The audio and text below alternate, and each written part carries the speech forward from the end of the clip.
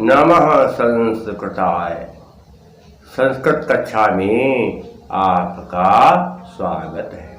मैं प्रतीत Ram Verma, assistant professor, Shri Gandhi महाविद्यालय, सिधौली, सीतापुर।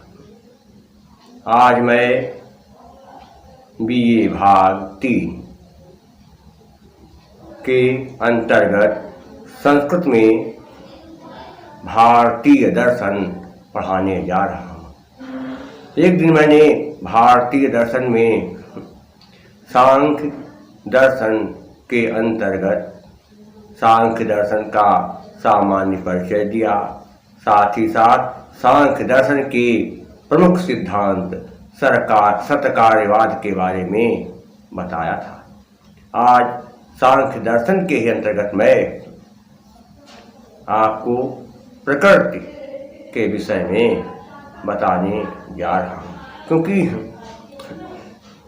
उत्तर प्रदेश के अलावा अन्य कई प्रदेशों में जब पीजीटी की परीक्षाएं संस्कृत में विषय को लेकर के होती हैं तो संस्कृत पीजीटी में प्रकृति से संबंधित कुछ प्रश्न पूछे जाते हैं। और यही नहीं, कानपुर विश्वविद्यालय में भारतीय दर्शन में सांख्य दर्शन को रखा गया है। इसलिए आज मैं सांख्य दर्शन के अंतर्गत प्रकृति के स्वरूप को स्पष्ट करने जा रहा हूँ। संसार में मुख्य रूप से दो तत्व कार्य करते हैं, प्रकृति और पुरुष। ये दोनों मिल करके सारी सृष्टि की रचना करते हैं। प्रकृति को अव्यक्त, प्रधान और त्रिगुणात्मिका कहा जाता है। प्रकृति वास्तव में पुरुष के साथ जुड़ी रहती है और इसकी कुछ विशेषताएं हैं। कुछ विशेषताएं प्रकृति की तो पुरुष से मिलती हैं, लेकिन कुछ विशेषताओं में प्रकृति पुरुष से बिल्कुल अलग है।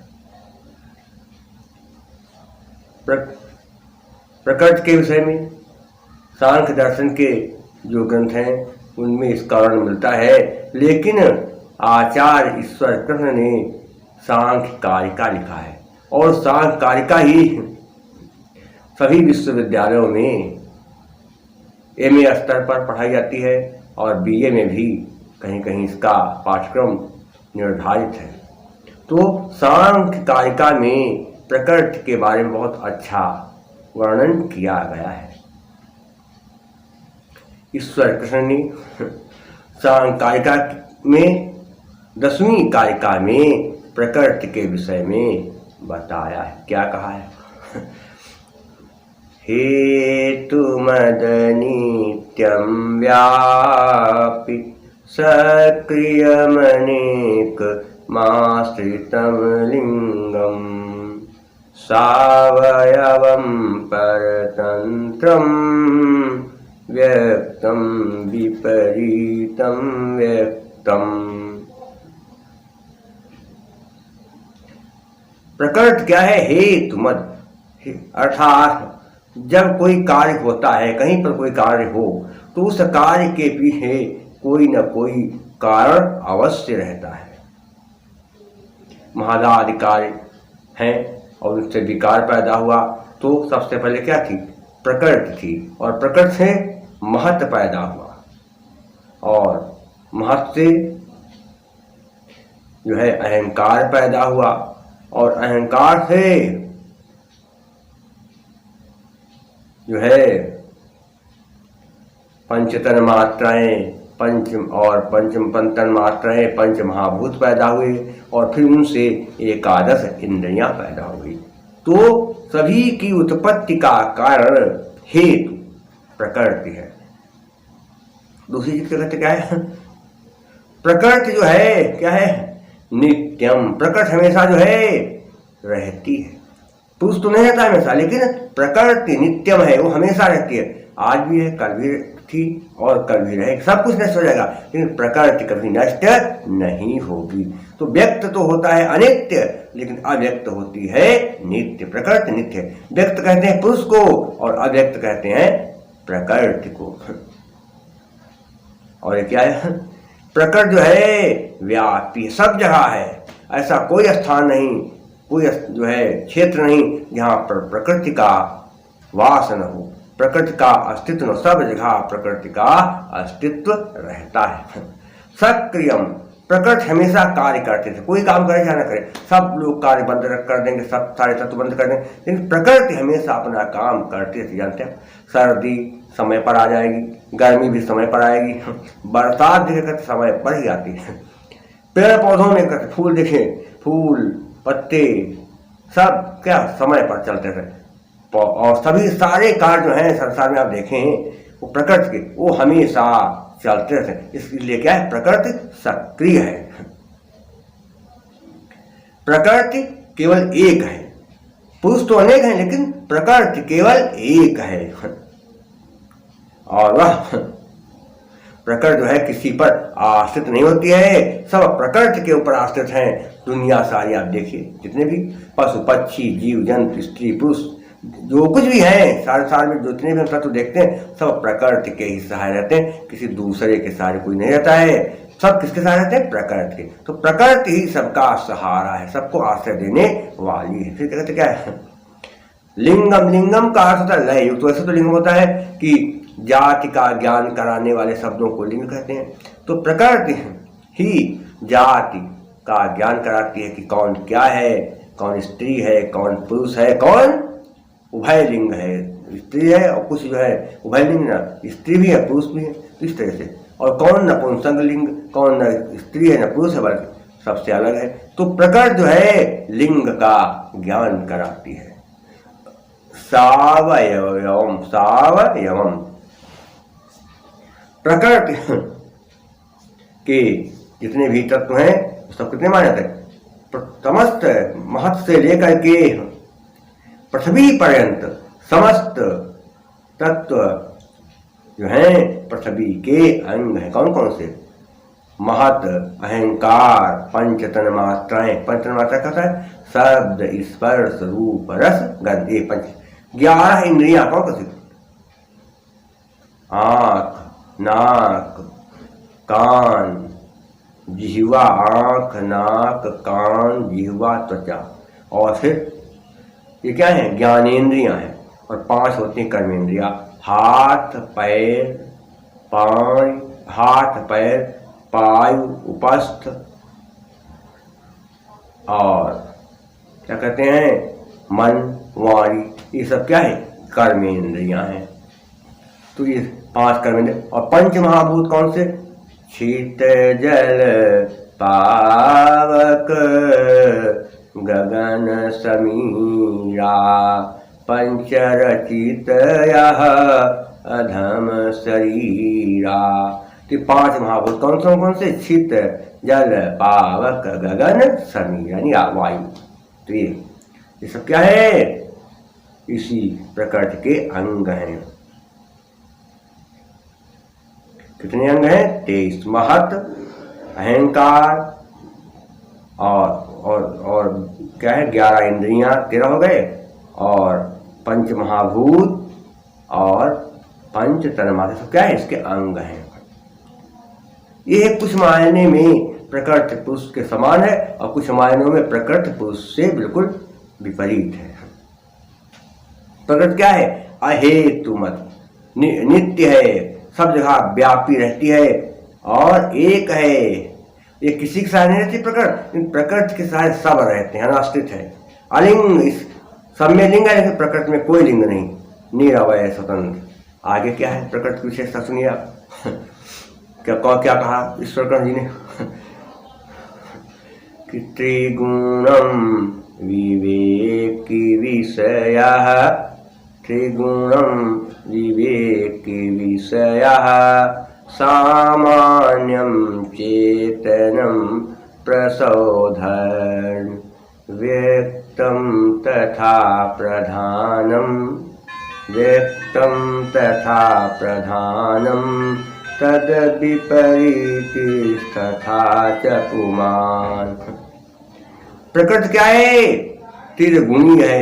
प्रकृति में तीनों गुण पाए जाते हैं, सतोगुण, रजोगुण और तमोगुण। आप देखेंगे प्रकृति संसार में तमाम तरह के जीव जंतु, पशु पक्षी, मानव, स्त्री पुरुष सब कहते हैं। कुछ लोग कहते क्या होते हैं कि सतोगुण सब बहुत ही सरल स्वभाव वाले होते हैं, बहुत सीधे साधे भोले भाले, वो क्या है? सतोगुण। और अब तो पहले मानते थे कि ब्राह्मण सतोगुण, लेकिन अभी कुछ नहीं। व्यक्ति की जात से उसके गुणों का निर्धारण नहीं किया सकेगा, क्योंकि जात चाहे जो हो, ब्राह्मण भी सतोगुणी है, वैश्य भी सतोगुणी और शूद्र भी सतोगुणी है, सब मिल जाएंगे। इसी तरह पशु पक्षियों में सब आपको मिल जाएंगे। कुछ सिंह को मानते हैं रजोगुणी, लेकिन कहीं के सिंह बहुत सीधे साधे। तो प्रकृति में कितने गुण है? प्रकृति में 3 गुणों वाले लोग होते हैं, 3 गुणी है प्रकृति। और दूसरे क्या है? रजोगुण। प्रकृति में कुछ लोग बहुत बड़े विलासी होते हैं, भोगी होते हैं, वो क्या है? रजोगुणी। और कुछ होते हैं तमोगुणी, भक्ष्य कर ध्यान रखेंगे क्या खाना क्या नहीं खाना है, क्या पहनना क्या नहीं पहनना है, क्या करना क्या नहीं करना, सब कुछ उल्टा सीधा काम करेंगे, वो क्या है? तमोगुणी। तो प्रकृति में 3 गुणों वाले लोग पाए जाते हैं। कुछ लोग सतोगुणी होते हैं और कुछ रजोगुणी और कुछ तमोगुणी। और प्रकृति भी यही काम करती है। प्रकृति कभी बड़ा सरल स्वभाव रखती है। जब सब पेड़ पौधे आएंगे, फल फूल आएंगे, सब देख तो क्या रहेगा? सतोगुणी हो गई। बढ़िया हल्का पानी, वर्षा मतलब बढ़िया पानी, लोगों को आनंद आया, तो क्या सतोगुणी। और कभी क्या होता है? रजोगुणी। कभी कोई देखेंगे आप प्रकृति में बढ़िया लहा रही है फसलें, बढ़िया पेड़ पौधों में फूल लगे हैं, पत्ते लगे हैं, फल लगे, तो क्या? रजोगुणी। और तमोगुणी क्या मतलब? क्या है? सबका नाश, अचानक आ जाएगी बाढ़, अचानक क्या होगा? सूखा पड़ जाएगा। तो इस तरह से क्या है? कभी कभी बड़ी भारी समस्याएं, कभी किसी का जो है ऐसा जो है जीवन अचानक बिगड़ गया, जिसकी उसने कल्पना नहीं किया, क्या होगा? दुर्घटना हो गई, कभी कुछ भी हो गया, कभी जो है विस्फोट हो गया। और आजकल आप देख रहे हैं कोरोना से सारी दुनिया परेशान है। कोरोना अचानक आ गया, ये सब क्या है? ये प्रकृति की लीला है। प्रकृति समय तमोगुण में आ गई है, प्रकृति अपना तमोगुण दिखा रही है।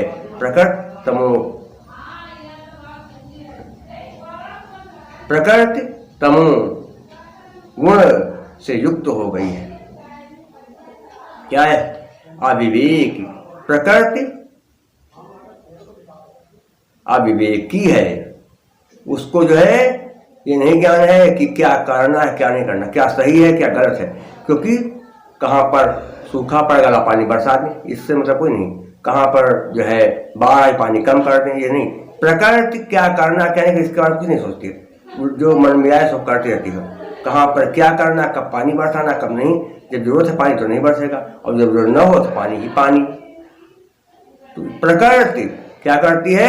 सबके साथ जो है समान व्यवहार करती है, लेकिन उसको ये नहीं पता है कि क्या करना है क्या नहीं करना, क्या सही है क्या गलत है, क्या उचित है क्या। तो प्रकृति में विवेक नाम की कोई चीज नहीं, वो सब काम अपना कर देती रहेगी। क्या है? विषय। प्रकृति जो है उसमें जो तत्व है वो क्या करते हैं? सारे तत्वों को ग्रहण करते हैं। प्रकृति से ही सारे तत्व ग्रहण किए जाते हैं। जो कुछ भी हम पाते हैं सब कहाँ से पाते हैं? प्रकृति से। प्रकृति न हो तो हम ना तो जल पाएंगे, ना हवा पर ले सकेंगे, क्या कहते हैं, ना कोई कहते हैं हम गंध ले सकेंगे, ना हम जो है किसी का स्पर्श कर सकते। प्रकृति के द्वारा तो हम स्पर्श कर पाते हैं, और ना ही हम किसी को रूप देख सकेंगे। तो प्रकृति के द्वारा ही हम सारे विषयों को ग्रहण कर पाते हैं। सामान्यम क्या कहा कि प्रकृति जो है क्या कहते हैं सामान्य रूप से सारे कार्य करती है। किसी के साथ कोई पक्षपात नहीं। पानी बरसेगा सबके लिए, हवा चलेगी सबको हवा मिलेगी, सुगंध आए सबके लिए, और दुर्गंध आएगी तो सबके लिए। वहाँ कोई जाति संप्रदाय धर्म इसका कोई भेदभाव नहीं, ना पशु पक्षी जीव जंतु का। वो जो काम होगा सबके लिए प्रकट करेंगे। तो क्या है? सामान्य, सबके लिए वो बराबर भाव रखती है। क्या है प्रकृति? कहते हैं प्रकृति जो कहते क्या होता है कि जड़ अचेतनम है, जड़ है, वो कुछ भी होता है, क्या करना। प्रकृति कुछ से मतलब नहीं है। कुछ लोग क्या है उनके सामने आप क्या करें, जिंदा किसी को मार डालें, काटें, तड़पाएं, मीटें, खूब भाषण करें, काट डालें आंगन, और क्या उनको कुछ भी नहीं असर आएगा। और कुछ लोग क्या कहते किसी को देख थोड़ा सा दुखी तो उनके हृदय पर महा दुख आ जाता है, वो खुद गिर जाते बेहोश के, अरे किसी का दुख बर्दाश्त नहीं कर पाते। लेकिन प्रकृति क्या है, उसके साथ चाहे जो कुछ करो वो सब कुछ सहन करते कि जो होता है होने दो, खूब हो, क्या करना है प्रकृति मतलब नहीं। प्रसव धर्म, प्रकृति क्या है,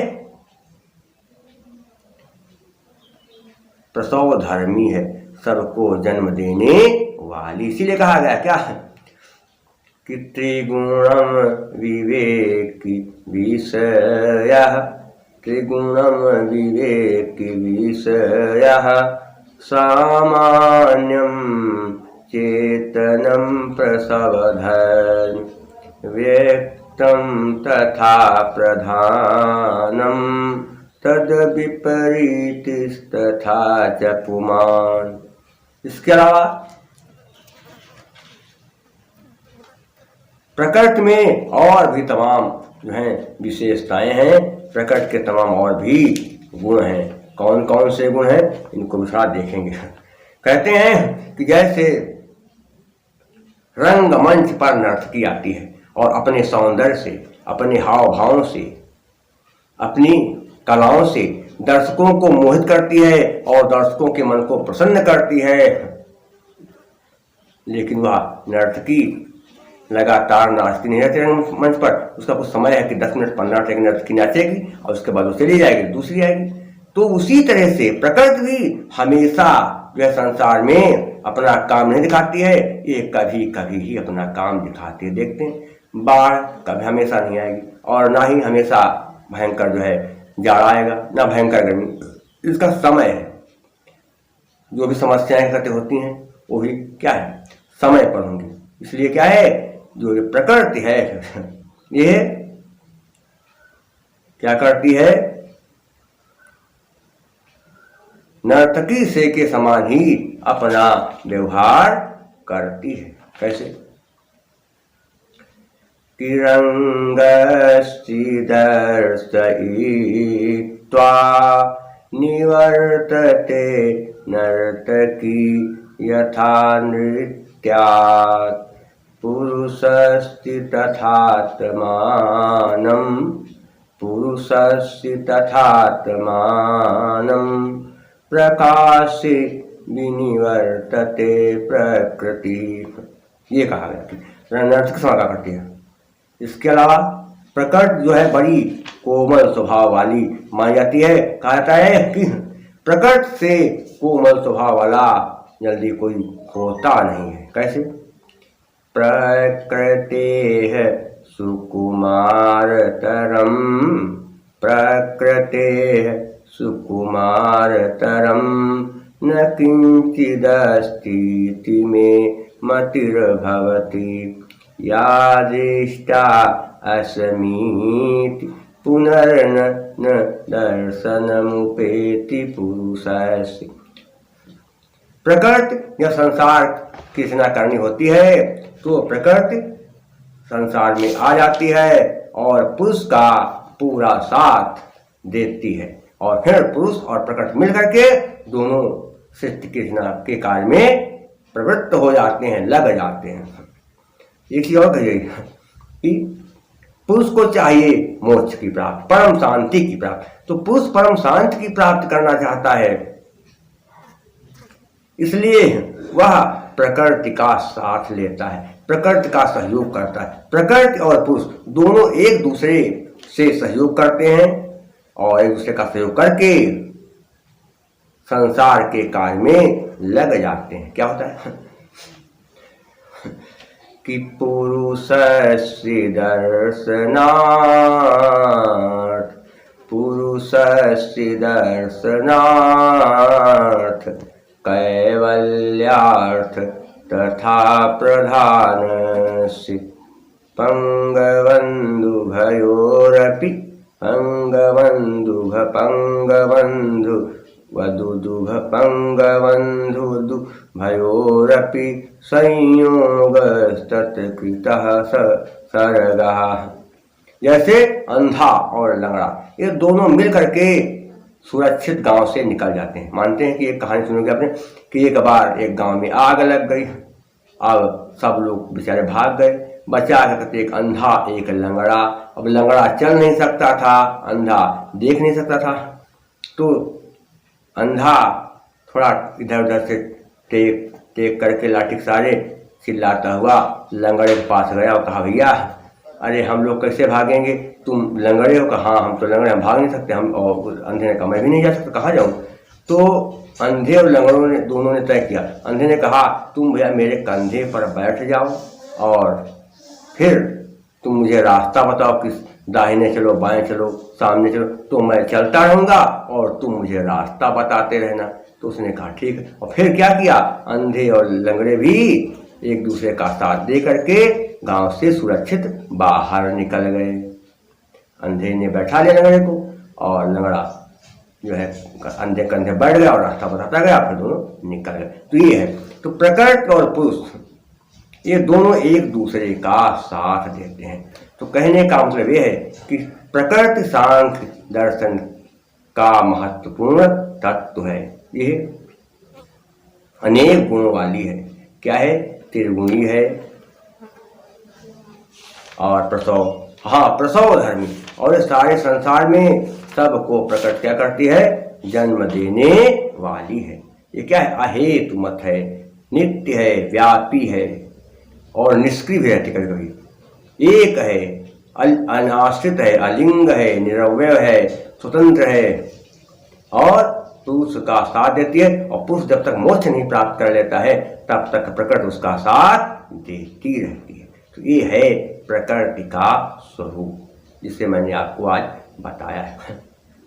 इसके अलावा इस समय जो है शिशुपाल वधम महाकाव्य भी मैं पढ़ा रहा हूँ और बीच बीच में मैं ये सब दर्शन या अन्य जो है बातों को लेकर के बस आ जाता हूँ और सोचता हूँ कि साथ ही साथ कुछ आपका ज्ञान और बढ़ता रहे। मेरे सारे जो ये वीडियो में पढ़ा रहा हूँ, ये वीडियो आप YouTube पर भी जा करके आराम से देख सकते हैं। आप मेरा नाम प्रतीत राम जैसे ही उसमें डालेंगे, सर्च करेंगे, तुरंत आपके सामने मेरे वीडियो आ जाएंगे। और उनमें केवल यही नहीं, अभी ज्ञान शाकुंतलम पढ़ा रहा हूँ, कठोपनिषद पढ़ा रहा हूँ। उसको जब आप सुनेंगे, आप पढ़ेंगे तो आपको बड़ा अच्छा लगेगा।